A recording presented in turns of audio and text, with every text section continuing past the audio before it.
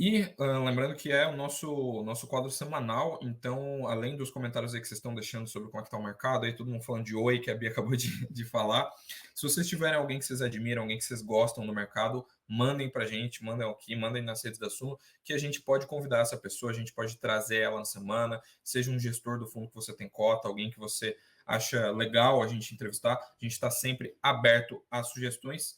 E o craque de hoje, o cara que eu vou entrevistar, falar um pouco sobre o cenário de ações, como é que está o mercado, é o Phil Soares, que é lá da Orama Investimentos. Bom dia, Phil, tudo bem? Como é que tá? Olá, olá, Eduardo, tudo ótimo, tudo bem? Bom dia, Beatriz. Tudo certo?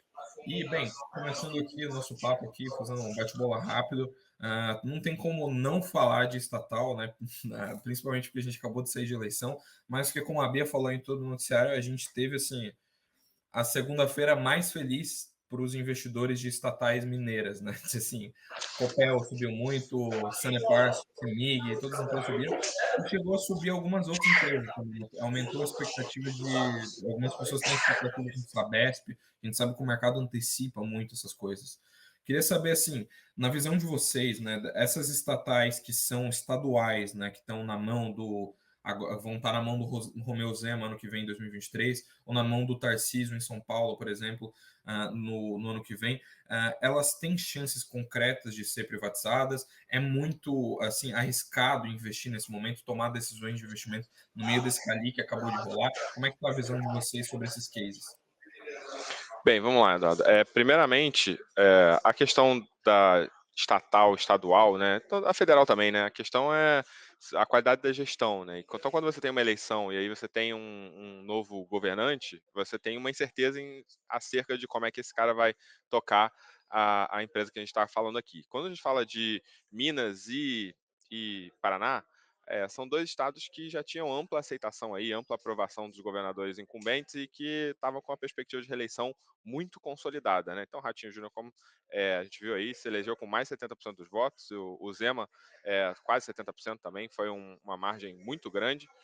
Então, a questão da gestão no período aí de 23 até 28, 23, 24, 27, era bem consolidada, bem vista pelo mercado. Agora, a privatização, a gente viu, tem duas componentes aí. Falando de elétricas, é uma coisa mais estabilizada, né, mais estabelecida. Elétricas, o setor privado elétrico é muito consolidado aí, tem muitas empresas. E a gente teve a Eletrobras, tivemos a Vibra, nesse novo modelo aí que foi bastante aceito. Então, o andamento desse modelo de pulverização está bem aceito aí. Então, desse ponto de vista, a gente vê como bastante provável que isso aconteça. Agora, as empresas de saneamento têm um quadro um pouco diferenciado, né? Que é o fato de que elas não têm uma tradição de empresas de saneamento grandes, consolidadas e privadas. As empresas de saneamento pré-SEDAI que a gente tem privatizadas eram empresas bem menores, né? Com concessões ali locais, né? Com uma pequena região ou então do município. A gente teve a SEDAI aí sendo o primeiro case de privatização de uma mega empresa de saneamento com um município, né, como o Rio de Janeiro, que é o segundo maior populoso aí do Brasil, e a gente está avaliando os resultados nesse momento, né? Até o momento, o prognóstico das primeiras informações que a gente teve aí das concessionárias são bastante positivas, né? De uma perspectiva de corte de custos muito grande, e, e isso é muito bem visto pelo mercado. A diferença principal, além dessa que eu mencionei, também é que a regulação das empresas de saneamento é regional, enquanto que a regulação das empresas elétricas é nacional da ANEEL. Então, todo esse conjunto aí de informações faz com que a privatização das elétricas seja mais fácil e mais já testada pelo mercado, né, e aprovada do que as de saneamento. Mas as duas são amplamente possíveis. A gente viu o SEDAI aí e é bem possível que a gente veja de outras companhias também. Perfeito. Aliás, só o pessoal comentou aqui, eu acabei falando de estatais de um modo geral, o pessoal foi com o Copel do Paraná, eu citei São Paulo e Minas só para como exemplo, porque os Copéis de lá subiram, né? Foi Semig, teve Semig que subiu bastante, e o pessoal também estava falando muito de Copasa também, que é outra empresa que está vinculada ali ao setor de saneamento. Copasa subiu na casa de 7%, Sabesp subiu na casa de Isso. 7% ontem, mas Sabesp também, logo depois do primeiro turno, quando o Tarcísio, né, praticamente ganhou a eleição ali, Sabesp subiu na casa de 20%, muito em função da perspectiva aí de uma boa gestão e talvez até de uma privatização. Então o mercado vai antecipando, né? Perfeito. Além disso, eu vou falar nessa questão de antecipando, teve um pessoal que está assistindo aqui que falou de maneira sagaz aqui, né, do que rolou com o Sabesp na gestão Dória, né? Que eu acabei, inclusive, eu acabei de ler um relatório de manhã sobre perspectivas de privatização para Sanepar e Semig, e os analistas citavam exatamente isso, assim, a Sabesp devolveu praticamente todos os ganhos com aquela expectativa da privatização do governo Dória, porque não saiu, e a gente sabe que é política, né? Depende de assembleia, como você bem falou, depende de regulação e de vários outros pontos que eventualmente ficou o plano da empresa. E, assim, sobre estatais federais, né, como você bem falou, tem essas que tem algumas regulações, mas todas essas são estatais que estão ali na mão de governadores, né, que têm expectativas para 2023. Como é que você vê assim a possibilidade de como é que vocês estão enxergando, né? Qual que é a percepção de vocês sobre os papéis federais, principalmente, obviamente, né, Banco do Brasil e Petrobras. Petrobras a gente sabe que é mais midiática, né? Mas o Banco do Brasil era o queridinho do mercado até um bom tempo, né? Paga um dividendo muito alto e tal.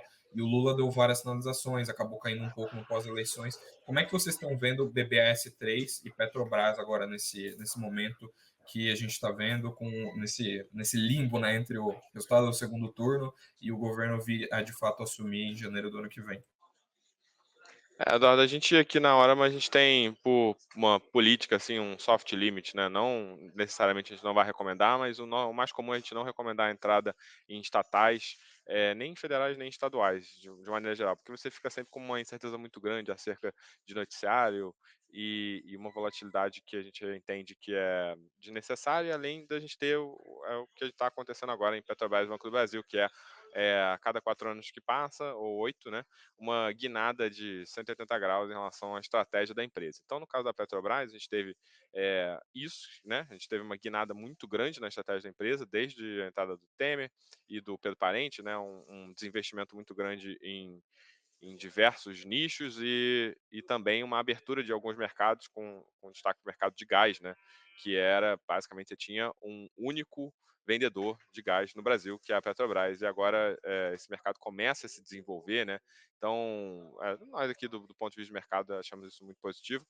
O pessoal do novo eleito aí para o governo federal acha que não, então todos esses avanços que a gente vê ao longo desse período, né, que foram coroados por esses resultados maravilhosos que a gente está tendo na Petrobras, que é muito em função de uma empresa que tem uma competência extraordinária, um diferencial competitivo a nível mundial, num negócio que é o negócio de extração em águas profundas, né, pré-sal, e resolveu focar nisso, né, que é o que geralmente as empresas tocadas aí por entes privados fazem, focar no diferencial competitivo e tirar o máximo de retorno daquilo ali. Então a gente vê esse resultado aí recente coroando, né? Essa decisão bem acertada e um discurso do novo entrante aí e na linha de voltar para a situação anterior, né? Então a gente teve a Petrobras é um caso, como você disse, muito midiático, porque é uma empresa de maior porte do que o Banco do Brasil e também porque é uma empresa que sofreu bem mais do que o Banco do Brasil durante as gestões aí do governo petista.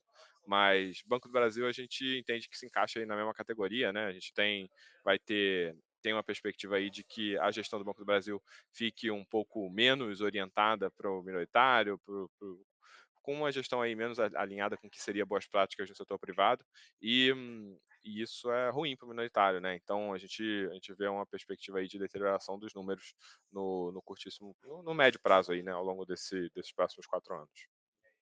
Perfeito. E especificamente ali no Banco do Brasil, né, tem muita discussão sobre lei das estatais, né? A Petrobras tem essa questão do presidente, né? O pessoal fica especulando sobre quem que o Lula vai indicar, como é que vai ser. E durante os 4 anos de governo que a gente teve também, sempre fica esse imbróglio de se vai rolar alguma interferência, mesmo que a gente tenha a lei das estatais blindando vários pontos. E no Banco do Brasil a situação acaba sendo um pouco diferente, como a gente falou que ela é menos midiática, mas o Banco do Brasil também pagou muitos dividendos e o Lula deu algumas falas aí, né, sobre o Banco do Brasil, falou sobre direcionar os bancos públicos para serem bancos de investimento, né, de financiamento. Vocês acham que Banco do Brasil especificamente, vocês têm uma visão de que ele vai ter uma deteriorização do lucro, ou uma deterioração dos dividendos, ou de algum cenário análogo? Olha, primeiramente, sobre a lei das estatais, a gente te dá um exemplo aqui, né, que é a PEC do teto, né? Então, a PEC do teto foi colocada como emenda constitucional para ser uma coisa menos violável, e o que a gente está observando aqui é que a PEC do teto não sobreviveu 3, 4 anos já teve uma exceção que também foi colocada como PEC, já vai ter outra exceção agora que também será colocada como PEC.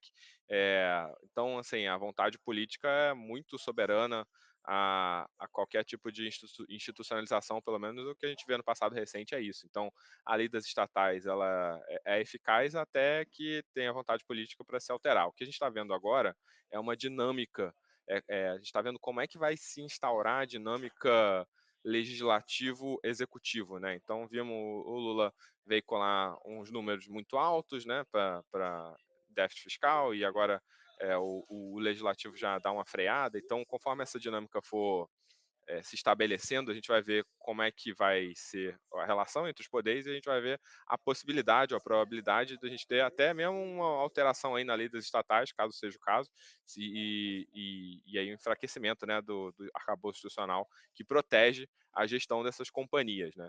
Então, independentemente da lei das estatais, a gente acredita que sim, você vai ter uma deterioração de números de Banco do Brasil e de Petrobras, muito em função de tomadas de decisão que não são 100% voltadas aí para a lucratividade e para o bom funcionamento da companhia. A gente acredita que, por mais que seja mesmo a função das empresas estatais, né, uma das funções das empresas estatais, tocar, né, orientar, é, ser orientada pelas políticas públicas, não pode deixar de ter em vista aí o horizonte da lucratividade. Então, a gente vê com maus olhos essa orientação. Vemos essa perspectiva, assim, bastante forte de uma deterioração dos números do Banco do Brasil. Perfeito. E sobre, assim, em linha com isso, né, você tem o que está rolando no noticiário há vários dias, que é a questão do risco fiscal, né, que assusta bastante o mercado. A gente viu várias quedas, sim, generalizadas por conta de ter um aumento do risco fiscal e de algumas sinalizações, né, sobre como é que vai ser a PEC da transição e outros pontos. E, assim, a gente sabe que o mercado, as ações reagem muito a isso, mas, assim, dentre as ações que a gente tem na bolsa hoje, tem alguma que vocês veem com alguma predileção, algum papel que vocês acham que seja mais resiliente a um cenário de risco fiscal maior, de turbulência política maior? Alguma ação que o pessoal que está assistindo a gente assim possa, olha com mais carinho para isso aqui, porque isso aqui é mais, assim, tende a cair menos no cenário se está muito problema fiscal na esfera política. Com certeza, com certeza. Você pensa de risco fiscal, né? Você tem duas possibilidades caso você tenha uma explosão do fiscal no Brasil, né? Ou o Banco Central atua para frear a inflação, ou ele não atua para frear a inflação. Assim, Roberto Campos Neto tá aí, né, com mandato para 2 anos para dentro do governo Lula. Então, nos primeiros 2 anos, a gente vai ter um Banco Central que muito provavelmente vai atuar para frear a inflação. Então, um fiscal muito leniente, a gente vai ter perspectiva mais alta de juros, é, ou, né, provavelmente, perspectiva mais alta de dólar também, né? Que aí você reduz o valor da moeda com a perspectiva de dólar mais alto.